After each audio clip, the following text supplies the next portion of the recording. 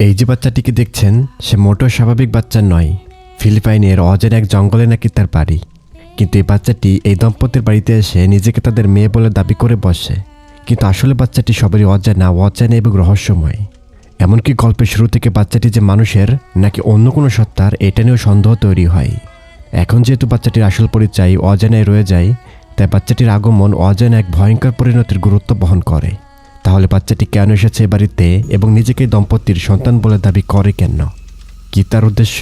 তবে বাচ্চা মেয়েটির আগমনের রহস্য রিভিল হবে গল্পের কোনো এক জায়গায়।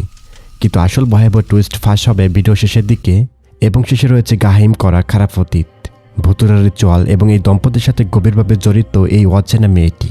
কিন্তু কিভাবে তা সম্ভব? কথা বলছিলাম ফিলিপাইনো হরর থ্রিলার সিনেমা কাম্পন।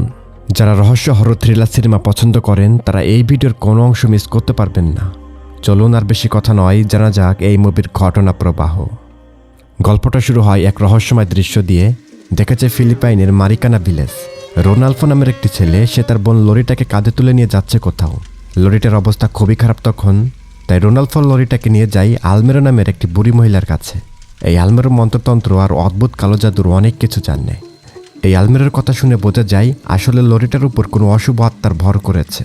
এবার আলমেরো তো শুরু করে দেয় তার মন্ত্রতন্ত্র পাঠ লরিটার শরীর থেকে এই অদ্ভুত শক্তি বের করে দেওয়ার জন্য। এইভাবে রিচুয়ালের এক পর্যায়ে লরিটার মুখ থেকে বেরিয়ে আসে কালো ভয়ঙ্কর রক্তের মতো কিছু, এবং মুহূর্তের মধ্যেই লরিটার মৃত্যু হয়। এটা দেখে লরিটার ভাই রোনাল্ফো তো কান্নায় ভেঙে পড়েছিল, কিন্তু আলমেরো জানতো লরিটাকে ফিরিয়ে আনার জন্য আরও একটি উপায় আছে। সে দ্রুত রুমের সব পেইন্টিং ঢেকে দেয় কাপড়ে, আবারও শুরু করে মন্ত্রতন্ত্রের জপ। তখন হঠাৎ করে ঘরের সব লাইট যেন ঝাপটাতে শুরু করে, আর ঠিক তখনই লরিটার মৃতদেহটা বিছানা থেকে ভেসে উঠেছিল। তার শরীরে নিজে থেকে তৈরি হয় অদ্ভুত এক ট্যাটু, যার মানে হলো আলমেরো লরিটাকে বাঁচাতে কোনো এক কালো শক্তির ব্যবহার করেছে এখানে। যাই হোক, আপাতত লরিটা আবারও বেঁচে ওঠে। পরিস্থিতি সবকিছু স্বাভাবিক মনে হতে ধরে। এখান থেকে দৃশ্য যায় এলিন আর ক্লার্কের কাছে। এতদিনে 10 বছর পার হয়ে গেছে।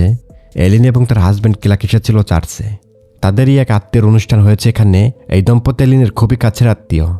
তাদের সাথে গল্প করতে করতে জানা যায় এলিন আর ক্লার্কের বিয়ে হয়েছে বহু বছর, কিন্তু এখনও তাদের কোনো সন্তান জন্ম হয়নি।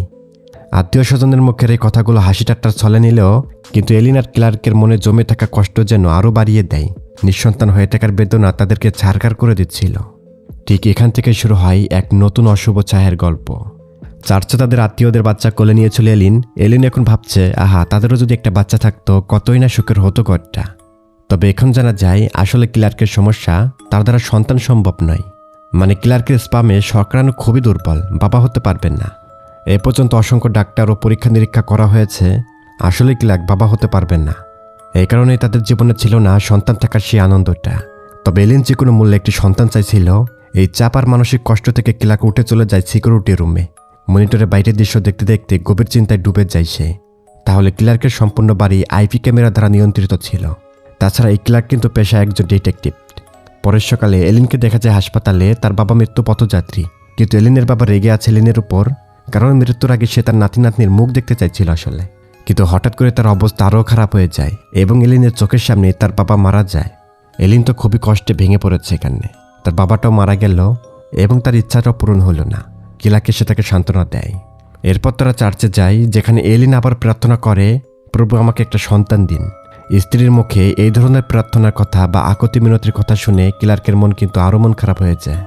নিজে ধিক্কার দিচ্ছিল কারণ সে তো অক্ষম। এভাবে কয়েকদিন কেটে যায়।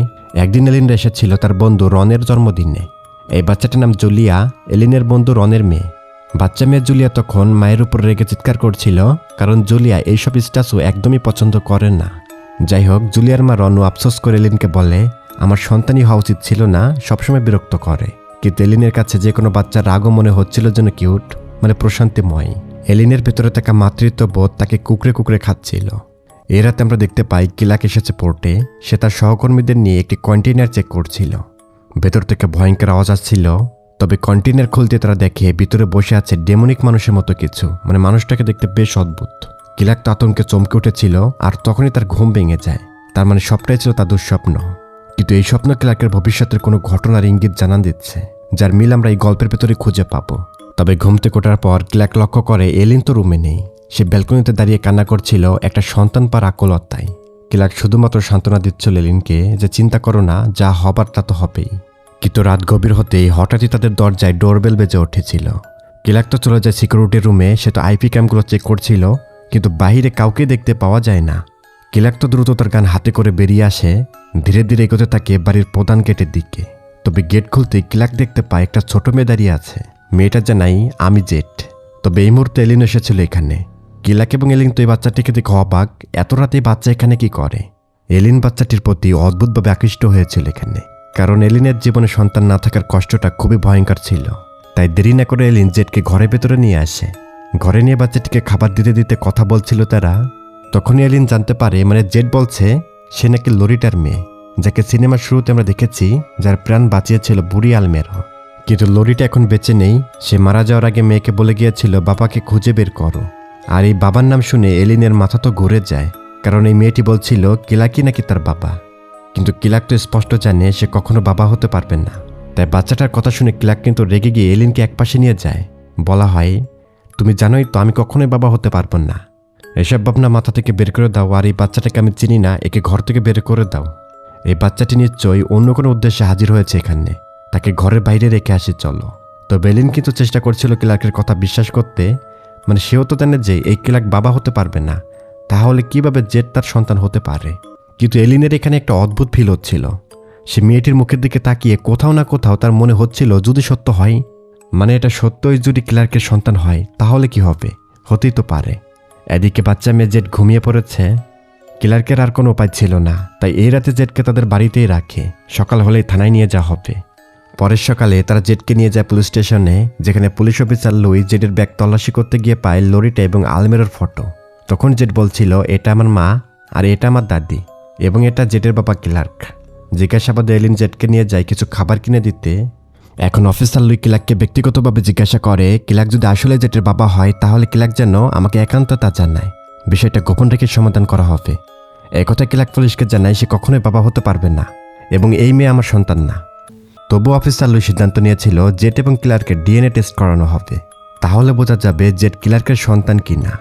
এদিকে জেট পুলিশ স্টেশনের ভেতর ঘুরতে ঘুরতে একটি সেলের কাছে গিয়ে দাঁড়ায়। এই সেলে বন্দি আছে এক ভয়ানক সাইকো কয়েদি। জেটকে দেখে এই কয়েদি জেটকে ভয় দেখানোর চেষ্টা করে, কিন্তু জেট একটু ভয় না পেয়ে শান্ত গলায় বলে, মাত্র কয়েকদিনের মধ্যেই তোমার শত্রু তোমাকে এখানে এসে গুলি করে মেরে ফেলবে। জেটের মুখে এই ভয়ঙ্কর ভবিষ্যৎবাণী শুনে এই কয়েদি তো কিছুটা অবাক হয়েছিল। জেট জানায় তোমাকে গুলি করে মারবে জোপেট নাম করে একজন ব্যক্তি। কয়েদি কিছু বলার আগেই এলিন এসে জেটকে এখান থেকে নিয়ে যায়, এবং এখনই জেটের মুখ থেকে প্রথমবার বের হয় মা ডাক, মানে এলিনকে সে মা বলে ডাক দিল। মা ডাক শুনে এলিনের ভেতরের মাতৃত্ববোধ তো নাড়া দিয়ে উঠেছিল। জেটকে নিজের সন্তানই মনে করছিল এলিন, এজন্য খুবই শান্তি পাচ্ছিল সে মনে মনে।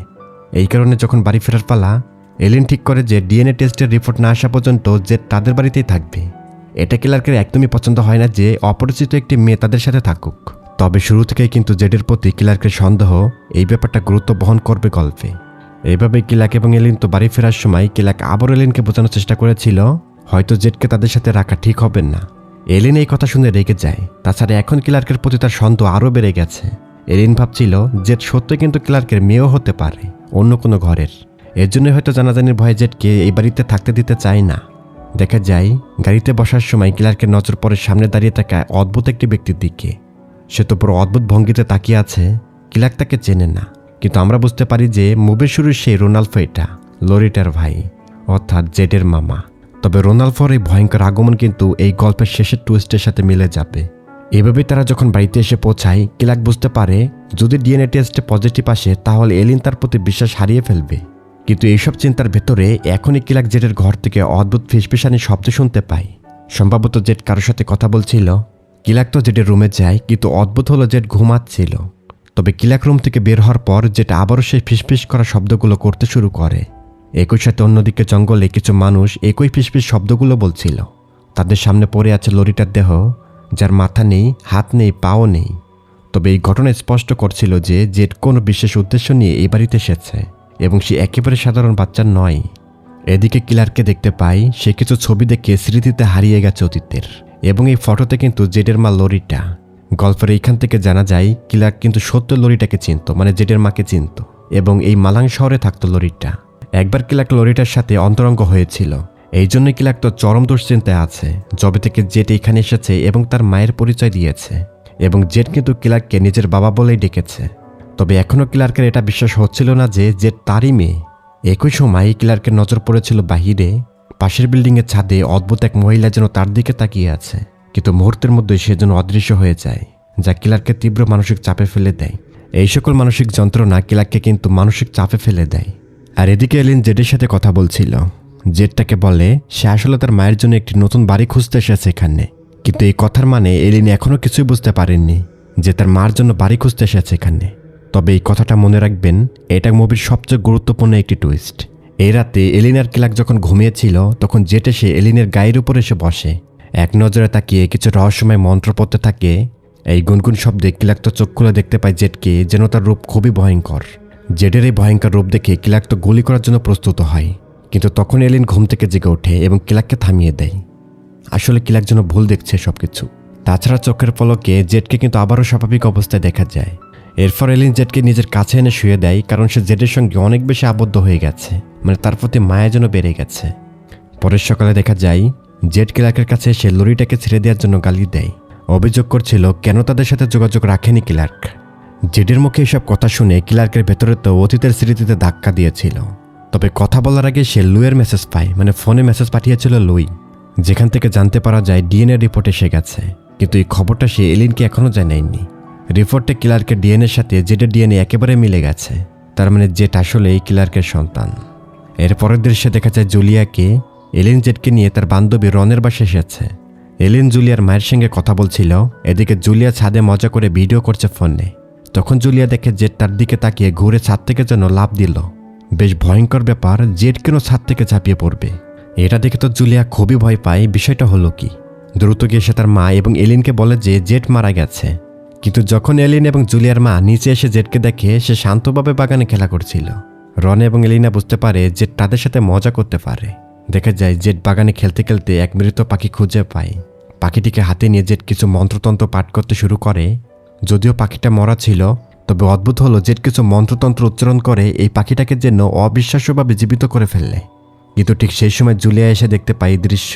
সে দেখে ফেলে জেড এই মরা পাখিটাকে বাঁচিয়ে তুলল। জেড জুলিয়াকে ভয় দেখানোর জন্য আবারও নিষ্ঠুরভাবে এই পাখিটাকেই মেরে ফেললে। তার মানে জেডের ভেতরে অদৃশ্য কোনো শক্তির প্রভাব রয়েছে। পরের দৃশ্যে দেখা যায় ক্লার্কের আবারও সেই একই ভয়ঙ্কর স্বপ্ন দেখা দিচ্ছে। সে কিছু লোককে গুলি করে মেরে ফেলছিল, এমনকি জেলের মধ্যে থাকা সে সাইকো কয়েদির ভয়াবহ রূপও দেখতে পায়। এই সকল বাজে স্বপ্ন নিশ্চয়ই ক্লার্কের অতীতের কোনো পাপের ইঙ্গিত দিচ্ছে। ক্লার্ক চলে আসে অফিসার লুইয়ের সাথে কথা বলতে। লুই তাকে জানায় ডিএনএ টেস্টের মাধ্যমে নিশ্চিত হওয়া গেছে যেটা আসলে ক্লার্কেরই মেয়ে ছিল। এবার ক্লার্ক লুইকে সবকিছু খুলে বলে 2015 সালে একটি পার্টিতে গিয়েছিল সে। সেখানে হোটেলে তার লরিটার সঙ্গে দেখা হয়, মানে লরিটা ওখানে পতিতালয়ের কাজ করতো এরকম কিছু। এরপর তার অন্তরঙ্গ হয়ে যায়। কিন্তু এই অন্তরঙ্গের পর ক্লার্ক তো লরিটার সাথে আর কোনোভাবে যোগাযোগ রাখেনি। এরপর 2016-তে সে এলিনের সঙ্গে বিয়ে করেছিল। তার মানে ক্লার্কের কথা এটা প্রমাণ হয় যে 2015 সাল পর্যন্ত সে সুস্থ ছিল এবং সন্তান জন্ম দিতে পারত, বাবা হওয়ার ক্ষমতা ছিল। অথবা বলা যায় লরিটার সঙ্গে অন্তরঙ্গ হওয়ার পরেই তার শরীরে কোনো একটি রোগ ধরা পড়ে, মানে সে বাবা হতে পারবে না। এবং জেডি তার প্রথম এবং সর্বশেষ সন্তান। এখানে অফিসার লুই ক্লার্ককে বলে এলিনকে সবকিছু সত্য বলে দাও। কিন্তু ক্লার্ক কিছু বলার আগে তার নজর চলে যায় বাহিরে এবং দেখা যায় দাঁড়িয়ে আছে রোনাল্ফো। এই রোনাল্ফো তার ভয়ঙ্কর চেহারা নিয়ে খুবই বিভৎসভাবে তাকিয়েছিল। এখানে ক্লার্ক তো রেগে মেগে তাকে মারতেও শুরু করে, কেন তাকে ফলো করবে অদ্ভুতভাবে, এজন্যই পিটাচ্ছে। কিন্তু যখন ক্লার্ক রোনাল্ফোর ভয়ঙ্কর রূপটি দেখেছিল, ক্লার্ক কিন্তু এটা দেখে ভয় পেয়ে যায় যে এটা আবার কি। এখানে অফিসার লুই ক্লার্ককে গ্রেপ্তার করেছিল, কারণ সে একজনকে প্রকাশ্য মারধর এবং হত্যা করার চেষ্টা করছিল। মানে সে তো মারাও যেতে পারতো, এজন্য গ্রেপ্তার করা হয় ক্লার্ককে। ক্লার্ককে সে একই সেলে রাখা হয়েছিল যেখানে সে সাইকো কয়েদিটা ছিল। এই কয়েদিকে জেড বলেছিল কিছুদিনের মধ্যে তার শত্রু এসে তাকে গুলি করে মেরে ফেলবে। এই বন্দি ক্লার্কের কাছে এসে জেড সম্পর্কে সবকিছু বলে এবং বলে যে জেড সম্ভবত কোনো ভূত বা তার মধ্যে অদ্ভুত কোনো শক্তি রয়েছে। এখানে ক্লার্ক ও জেডের অস্তিত্ব নিয়ে ভাবতে থাকি এই বাচ্চাটা আসলে কে। ক্লার্ক আবারও মনে করছিল সে মুহূর্তের কথা যখন ক্লার্ক এবং লরিটার সাথে ঘনিষ্ঠ হয়েছিল।